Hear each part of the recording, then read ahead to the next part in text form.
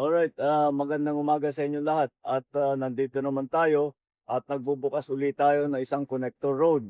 Ito ay magbubuo ng koneksyon mula sa Cavitex hanggang sa C5.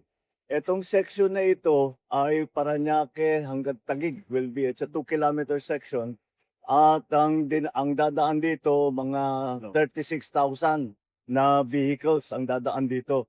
Kaya't malaking bagay ito kasi made-decongest, mababawasan ang traffic doon sa mga maliliit na kalsada dahil dito na lang dadaan. At yung biyahe na dati ay isang oras kalahati, magiging 15 minutes na lang. At napakalaking bagay yan dahil sa malaking savings sa oras ng mga commuter, unang-una. Pangalawa, kagaya ng ating mga laging iniisip ngayon dahil nga sa kaguluhan sa Middle East, ay napakalaking savings ito sa gasolina, sa crudo, sa fuel. At hindi maliit na bagay ang babawasan mo ang biyahe mo mula sa isang oras kalahati hanggang 15 minutes. Malaking savings siya.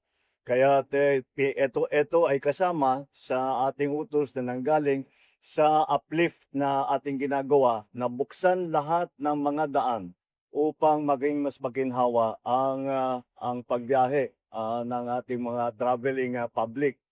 At ang bukod pa ron ay nais kong i-announce na ito, toll-free ito buong Abril.